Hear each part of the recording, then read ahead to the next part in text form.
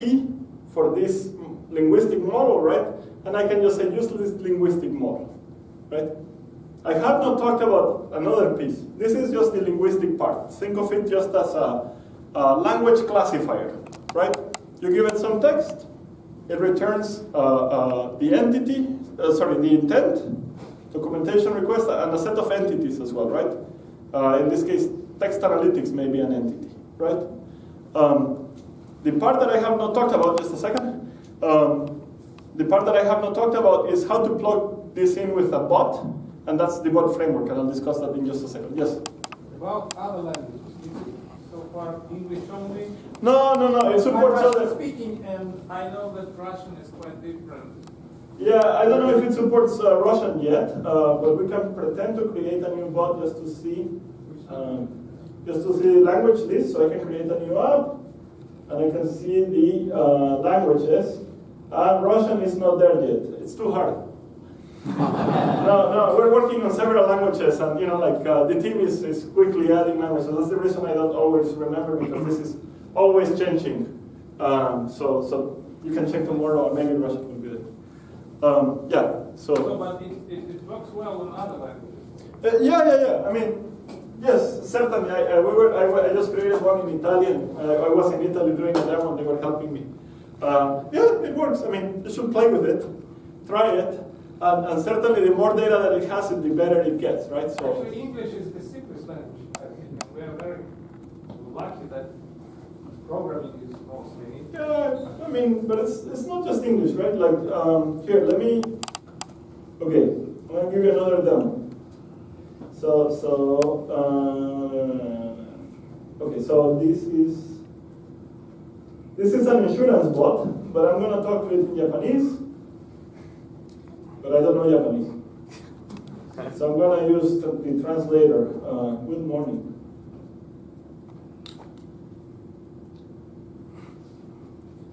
So I'm gonna Japanese. All right, so let's see, where were we? This is that, yeah. So I speak in Japanese, and then it responds in Japanese, and it's saying, hi, I can give you insurance, and I'm open 24/7 or something like that. And the best part about doing Japanese is that no one can tell me that I'm wrong. Maybe one or two. So I love it. But I can say, Ohayo gozaimasu. What? Let's see, let's try that again. Ohayo gozaimasu. No, I don't know what's going on with my speech.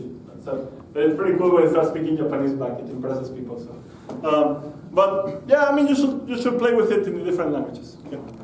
A better way to evaluate it than to actually. So this Luis service, does that expose an API that you don't need to use through the bot only? Yes. So let me go back to that. So actually, we can. Let's take one of the APIs and train and test. So actually, that's probably not the best. Sorry, I'm trying to see the interactive testing. That's not the best. No, sorry, I was trying to look at the actual publish stuff. Okay.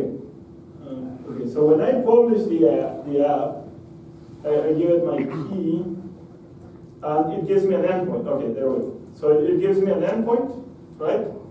And it's just an endpoint, right? Nothing interesting. And what happens is I just pass the text to that, and then it returns JSON to me with what it identified. Yeah. Now, I haven't talked to you about the bot framework. So, yes. Okay, you put a subscription key in the URL. Is it not? Is it safe or? Sorry, this is I think this is the application key, not the subscription key. Yeah. So this. Let's see. HTTPS. Where is in the URL? It's encoded. That's why. This is the API key. So this is just telling it what, because I can create several models, right? So I can say like, okay, this is application, this only number, right? And then this the one. that I would use, right? I think the actual key is a part of the body of the message. Yeah. Okay, but let me talk to you about the bot framework. So what I do here is I had to not only know how to do text input and then in text output, let's say, but I had to somehow connect to Microsoft Teams, right? I also had to somehow deal with the flow of information. If the person says this, then ask another question, like, is this useful to you? And they may say yes or no, and depending on that, like, do something, right? And the bot framework is good for that. So let me go back here, and I think I have some slides on the bot framework. We actually had a meetup. Yes. About bot framework. Oh, you did have one. Okay, very good. Okay. So everyone should be an expert now. Okay, that's good. I think this one deserves like really more time than another 10 or 15 minutes. The way I'll give you my perspective. Bots, in my opinion, are a new way to communicate. I don't think that they will replace the graphical user interface or the natural user interfaces that we have today, but they become a new canvas. And why is this canvas interesting? In a conversation, think of a Skype conversation that I have with a friend, right? There are a few things that happen. One is the language that I use is very expressive. In a short sentence, I can tell the system or my friend or somebody to do something very specific. I could say, give me my, it can also have context, by the way. I would like my usual. That's like, what, 4 words? Yet it means like, give me the same thing that I ordered last time, right? Or I could say, oh, look, does anything on your menu have caffeine, right? Or like, I don't know, does your Frappuccino have caffeine, let's say, right? That's a very specific thing that I'm asking, and it takes me like half a second to come up with that, right? Imagine what it will take me to go to, like, let's say, the Starbucks website and try to find out where to go to find out the ingredients for the Frappuccino to see if it actually has caffeine or not, let's say, right? So, very rich language. We have evolved to use this language, right? So that's a great advantage. The other one is context, which I mentioned earlier, with the example of I would like my usual. So very, very useful. And we can use it to our advantage. So let's dissect a bot, right? So the input subsystem we talked about, right? Like whether it's speech or text. And I have to, the input subsystem is the hardest part in my opinion, right? I have to convert whatever the customer is using from speech to text and from text to intent and entities, right? Then the processing or intelligence that the bot does, what does it do once I say, I would like an expert on text analytics, right? That's not the bot's problem, that's your problem, right? Then you have to go query a database to find out the contact, or if someone says I would like my usual, and you're creating the bot for Papa John's, right? Then you have to know how to talk to the backend system to find out what's the last thing that person ordered, and actually perform the order or the transaction, right? So that's their homework, or that's your homework, but the good news is that you're already good at it. So, well, you can deal with that part, right? And then the output is actually easy. Well, yeah, sure, you can respond in text or perhaps some richer UI, and the bot framework enables you to do that for the systems that allow you to actually show UI like that. But it's easy because the understanding or the translation from that text to meaning, it's in the brain of the recipient. So they can do all the computation in their brain, right? They say, oh, the expert is Nagi, right? Then they have to understand how to parse that and make a concept out of it, right? So that's great. So the hardest part is the input subsystem. And then the other part that is a pain, but hopefully not with the bot framework, right? Is connecting this to whatever clients your customers use, right? And the part of a pain is that because not all your customers use the same client, right? Some of them use Facebook Messenger, or others use Microsoft Teams in an environment, in an enterprise environment, others use Slack, others use Kik, SMS messages, email, Skype, right? Imagine if you had to learn all the APIs for all these different channels, you will never get anything done, right? So the bot framework abstracts that from you, so you can just say, here is my bot, and I want to publish here, here, here, and here, and you're done, right? You don't have to know all the details of each of these services. Okay. And then we already talked about the LUIS, or Language Understanding Intelligence Service, and how it can help you identify intents and entities as well, right? So you can also, in the LUIS.ai UI, you can also start explaining where the entity will appear in a sentence, and you will learn that, and then it can quickly tell you these are the entities that I was able to extract from the sentences, right? The other nice thing is with the bot framework is think of it as really when you install or create your bot, it's really a web app that you're creating, and it's like a template. And you can provide like, oh, use this model, and you just pass the ID of the model that you want to consume, and then you can have handlers for each of the intents, right? And go like that. Okay, perfect. So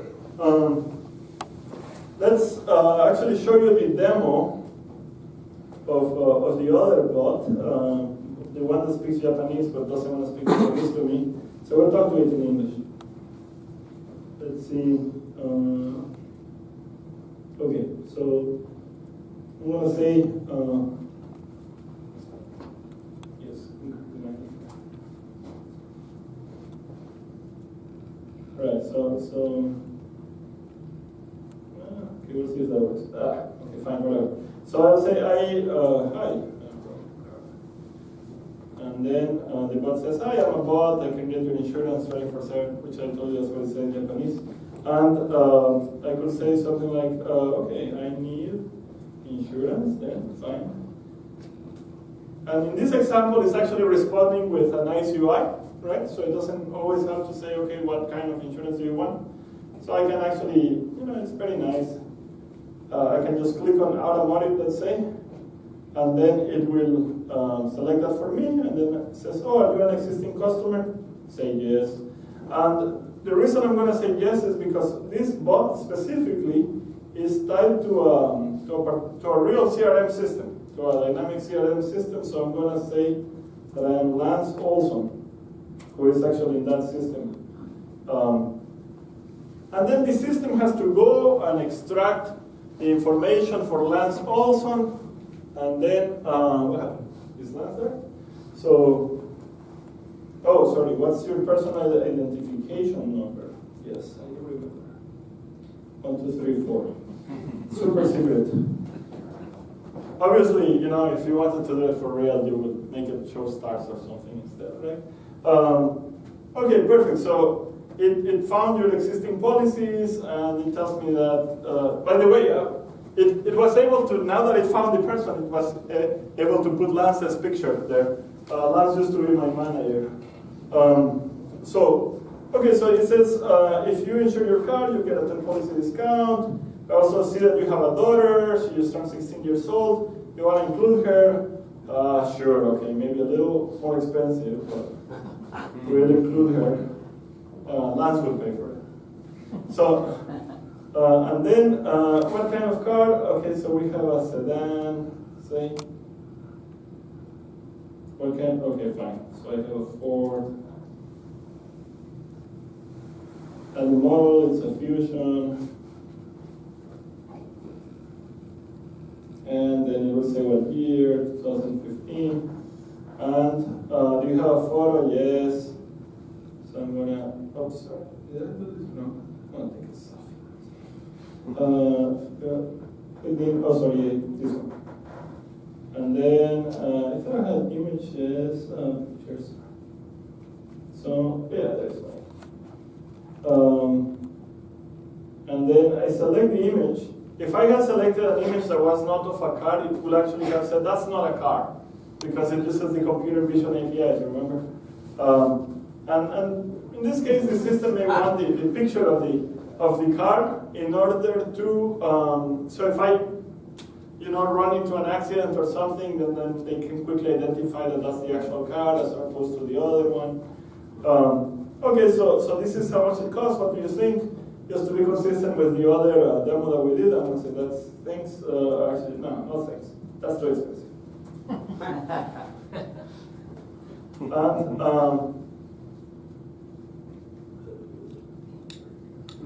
Now, okay, so now something interesting happened, and this is a more realistic bot, where it actually changed from the bot talking to me to now Jane is talking to me. And Jane is the best negotiator, right? She's a human. And the other thing that is awesome is that Jane used to have to answer or actually ask all those questions. She was underutilized, right? Like 80% of the time is like, okay, what's your name? What's your ID? And wow, now Jane can focus on really interesting stuff and actually negotiating, right? That's good. And it's much cheaper for me. I don't need that many Janes anymore, by the way. Okay, so I'd love to help you with the estimate, blah, blah, blah. So now, what I wanted to show you, let me zoom out here or I get lost, is the other side of the story. I think I put it here, which is, as I have each of these discussions, this is the actual dynamic system that it connects to. Okay, so I think it's.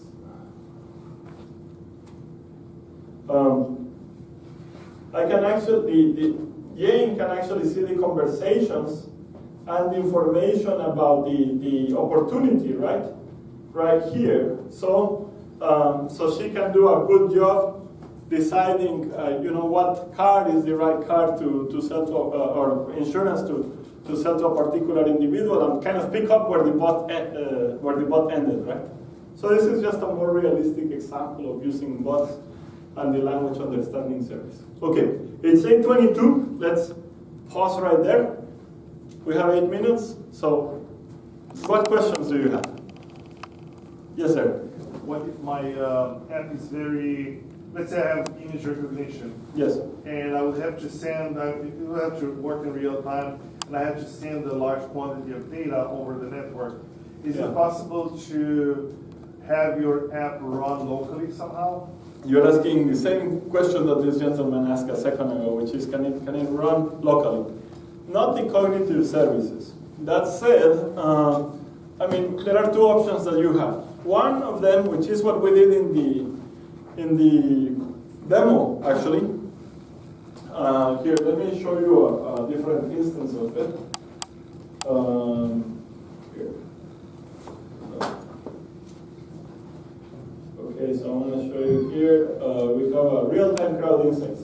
So in this case, this demo is to track people as they are coming in an entrance or at a conference and analyze, are they happy, are they not happy? I could point this at you and see how my conference presentation or how my presentation went over time. Are they bored or happy or whatever, right? And how many people are actually looking at the demo. So now, in this case, as I move, you can see that it kind of tracks me, and sometimes it has to pick up, right? So there are a few tricks that we're doing here. So one of them is, for instance, we don't send images at every frame, right? And there are some things that we can do locally. So for instance, Windows can actually identify faces in an image, but it will not tell you if it's a man or a woman or if it's a child, but it can do it on the system, right? That's just part of the Windows APIs. So in that case, we said, okay, let's do that, but once every 2 or 3 seconds, we actually go to the cloud and actually query, is this a man, a woman, how old are they? Are they happy or not, right? To give the appearance of very quick reaction, right? So it takes a few seconds for it to know who I am, for instance, that it's Luis and that I look in my 30s. But it's still, it's still there, like it's still useful, right? Now, the other option, oh sorry. Sure. Now I was wondering how much data are you sending over the network? Yeah, like every 2 or 3 seconds, I just send an image, like Is a that a snapshot. JPEG, the Yeah. whole image? Yeah, the image. I mean, it's just I don't know, a few hundred pixels by 100. No. So you're not sending the whole screen. You're No. Just the part that matters, right? I see. Yeah. I see. Now, in some cases, let's say that you wanted to count coffee beans in a production plant, right? That's not something where Windows has an API for coffee bean counting, right? In that case, you may have to use something on premise, like Microsoft Art Server, to build a custom model. But that's a much larger, investment of your time, right? Because you have to know how to create such a model. Yes, sir. So, quick question. I used the recommendations Very good. API, Uh-huh. and so I was building something like, Yes. here are the products, and it's Yes. like products that are like this product, Uh-huh. or customers like you bought Yeah. this, and so this is more of like a best practices question, like a pricing Tell me, question. yes. It was. I found it a little expensive to use that in real time, every Uh-huh. page load, trying to Yes. So like, is the intent that you would cache this, or that maybe you would run every product one time and store that in your database? Let me answer the generic question, and then I'll answer the specific question. Okay. So at a high level, yes, sometimes you can cache the results, right? In this case, if someone buys, let's say this shirt, right? And then the people that buy the shirt tend to buy these pants. You don't have to do that every time that people go to the page for this shirt, right? Yep. You could, in theory, just like do that and score it once and remember the results, right? So Portugal Telecom used the recommendation system. It's one of the large telecom in Portugal.